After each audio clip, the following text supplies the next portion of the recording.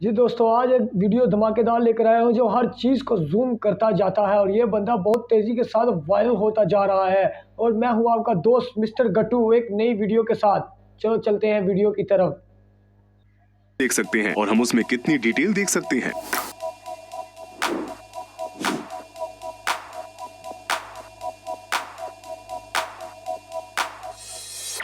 इसे sniper lens कहा जाता है और ये अपने अनोखे फंक्शन की वजह से बहुत मशहूर है। हम अक्सर इसका अपने शॉट्स में इस्तेमाल नहीं करते हैं। इसका इस्तेमाल बहुत कम जगहों पर किया जाता है क्योंकि मैक्रो शॉट्स पर एफ वैल्यूज बहुत ज्यादा होती है, इसलिए इसके लिए बहुत सारी लाइट की जरूरत पड़ती है। यहाँ तक कि लेंस के सामने एक एलईडी रिंग भी है।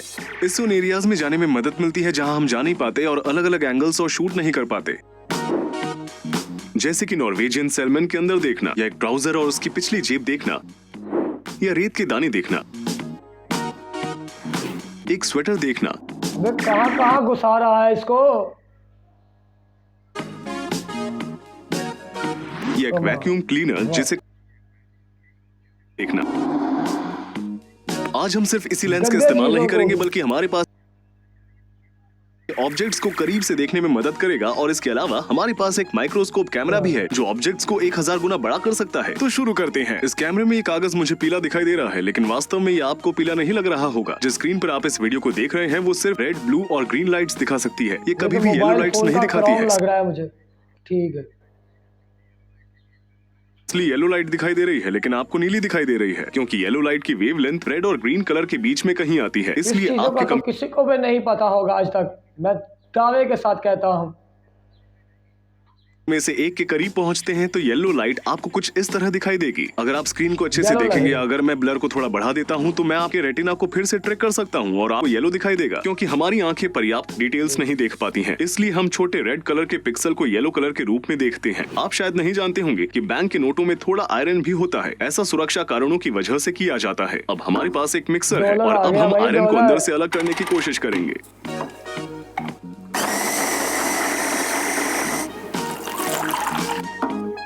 जैसे जैसे मैं मैग्नेट को करीब ला रहा हूँ वो पास आते जा रहे हैं। उसमें लगे आयरन पार्ट्स डिकम्पोज हो चुके हैं। $1 असली है या नकली, ये परखने के लिए भी कई सारे तरीके हैं। अगर हम जॉर्ज वॉशिंगटन पर अपनी उंगली रगड़ते हैं तो हमें आवाज सुनाई देती है। हम थिक टेक्सचर को महसूस कर सकते हैं। इसके अलावा मेरे पास एक आम कागज है। जब मैं इस पर लाइन खींचता हूँ तो ये समान रूप से नहीं फैलती है। लाइन के शुरू होने वाला हिस्सा मोटा है। जब मैं यही लाइन बैंक के नोट पर खींचता हूँ तो ये समान रूप से फैलती है। जैसे जैसे हमने डॉलर को ध्यान से देखा, उस पर जो लाइनें हैं वो एकदम शार्प नहीं है। उसकी इंक इधर उधर बिखरी हुई है। 75% कॉटन और 25% लिनन। फेडरल रिजर्व का कहना है कि नोट का कई सारी जगहों पर प्रसारित होने की वजह से $1 की एवरेज लाइफ 6.5 इयर्स होती है। क्योंकि अब मैं मार्कर्स का जिक्र कर ही चुका हूं तो आइए उनमें से एक पर करीब से नजर डालें। मैक्रो स्केल पर मार्कर की नोक पर हरे रंग के पेंट को देखा जा सकता है। पेन्स पर वाकई में आगे की ओर एक बॉल लगा हुआ होता है और जब कोई भी पेन कागज से टच होती है तो बॉल इंक की मदद से कागज को पेंट कर देता है। हम जिन रोजमर्रा की चीजों के बारे में सोचते हैं वो सभी मैक्रो स्केल पर बहुत अलग दिखाई देती है। और ब्रेड, करीब से इसका स्ट्रक्चर कुछ इस तरह दिखाई देता है, लेकिन तब क्या होगा जब इस पर फंगस लग जाएगी। कभी कभी फंगस वाले हिस्से को निकालकर जो हिस्सा साफ है उसे खाया जाता है। भले ही वो आधी ग्रीन दिखाई दे रही हो, लेकिन इन ब्रेड के हर हिस्से पर फंगस होता है और कोई भी ऐसा हिस्सा नहीं होता जो साफ हो। ये एक तरह का फंगस है और ये बहुत तेजी से ब्रेड के हर हिस्से में फैल जाता है। आप हाइफे नामक लंबी ब्रांच वाले फिलामेंट्स फंगल स्ट्रक्चर के बारे में सोच सकते हैं जो हमें अपनी आंखों से दिखाई नहीं देते हैं, जैसे कि फंगस के जाले। हालांकि हम सब ये देख नहीं सकते कि ब्रेड के पूरे बैग को फंगस के स्पोर्स लगने में केवल कुछ ही घंटों का समय लगता है। ये रोज शेप फ्लेवर वाला एक टी बैग है। कैसा लगेगा?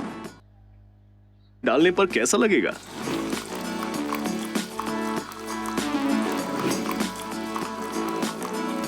अच्छा, ये एक स्ट्रॉबेरी है। इस पर जो दर्जनों पीले डॉट्स लगे हुए हैं वो इसके बीज हैं और ये अंकुरित होकर नई फसलों को जीवन देंगे। हाल ही में बनाए गए मकड़ी के जाले। और ये एक ब्लैप्स प्लेथिफेरा है जो अपने नुकीले पंजों के साथ चिपचिपे जाले में फंस गया है। इन्हें ब्लैक बीटल के नाम से भी जाना जाता है। जाले से बाहर निकलते ही ये हिलने लगा, लेकिन क्योंकि इसे अंधेरा पसंद है इसलिए इसे स्टूडियो की लाइट्स पसंद नहीं आ रही हैं। और ये एक लेडी बर्ड है। ज्यादातर लोगों को पता नहीं होता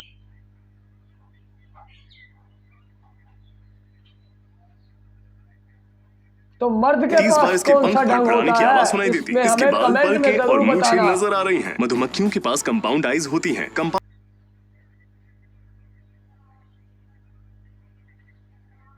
ये फीमेल है क्योंकि सिर्फ फीमेल के पास ही डंक होता है, जिन्हें आमतौर पर मधुमक्खियां कहा जाता है। वे अक्सर मनुष्य जैसी त्वचा वाले जीवों को डंक मारने के बाद मर जाती हैं क्योंकि मैमल्स की त्वचा कीड़ों जैसे जीवों की तुलना में बहुत अधिक मोटी और मल्टी लेयर्ड होती है। हालांकि मधुमक्खी ने अपने डंक को वापस खींचने की कोशिश की पर वो कामयाब नहीं हो पाई क्योंकि मधुमक्खी जबरदस्ती उसे अंदर करने की कोशिश कर रही थी, इसलिए आंतरिक अंगों पर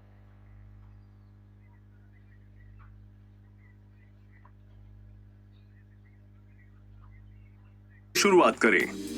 ये तो सारे धागे नजर आ रहे हैं आप मुझे। ब्राउजर पर पैटर्न देख सकते हैं। मैं इसे अब अच्छा। और भी करीब लाऊंगा। 50x से यहाँ पे तो 1000x धागे तक लग आप रहे हैं बहुत मुझे। बड़ी साइज में पैटर्न को अलग अलग रूप से देख सकते हैं। ट्राउजर्स वास्तव में इस तरह दिखाई देते हैं। 50x अभी लाइनें नजर आ रही है, हथेली के अंदर भी बाल नजर आ रहे हैं। ये अभी 1000x है। स्वेटर एक हेयर बॉल जैसा दिखाई दे रहा है। अच्छे की तरह धोना। अच्छा, आइए 50x पर मेरी हथेलियों को देखते हैं। आपको हर एक डिटेल दिखाई देगी। आइए इसे 20 गुना ज्यादा करीब से देखें। अब मैं 20 सेकंड के लिए अपने हाथ धोऊंगा। देखते हैं कि इसके बाद मुझे मेरे हाथों ये पर बाल गंदगी है कि दिखाई तुम्हारे देती है या केबल नहीं। के तार। तो अब मैं अपने हाथ धो चुका हूँ। ये बालों के भी, ये तो वही वही गंदगी केबल अभी की भी तार मौजूद है। है। हैरानी की बात है, हम हर जगह अपने हाथ अदृश्य गंदगी ले जाते हैं। ये हमारे जीवन का हिस्सा है। आइए मेरे बालों को देखते हैं। मैं 50x से शुरू करूंगा। बाल बिल्कुल केबल के ढेर की तरह लग रहे हैं। आइए इसे अपनी दाढ़ी पर आजमाएं। दिलचस्प, ये बिल्कुल बालों की तरह है। इसे अब तक एक हफ्ता भी नहीं हुआ था। आइए 3 दिन की दाढ़ी पर एक नजर डालते हैं। हम देख सकते हैं कि इसके किनारे नुकीले हैं। अगर इसे थोड़ा समय हो गया होता तो शायद ये नरम लगती। मैं अब अच्छे से शेव करूंगा और कुछ डिटेल पता करने की कोशिश करूंगा। मुझे लगा कि ये चले गए हों, लेकिन क्योंकि अभी भी मौजूद है तो शायद मुझे एक और बार शेव करना चाहिए। और अबे किनारे अब इंजेक्शन! और भी ज्यादा नुकीले लग रहे हैं। और यही वो समय है जब लंबे शूट के दौरान मेरे हाथ में पसीना आ जाता है। खड्डे बन गए।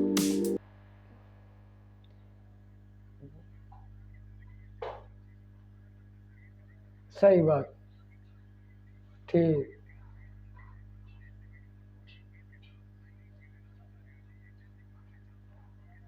जी दोस्तों, बड़ी ही कमाल की वीडियो लगी और बड़ी ही इंटरेस्टेड वीडियो लगी। इसमें मुझे जो सबसे मज़ेदार और धमाकेदार जो मुझे पसंद आई, जो वो वाला सीन, एक इंजेक्शन वाला सीन, और दूसरा वो जब शर्ट में और वो गंदगी के ढेर में जब वो कैमरा लगाता है ना, वो वाला सीन तो कमाल ही है।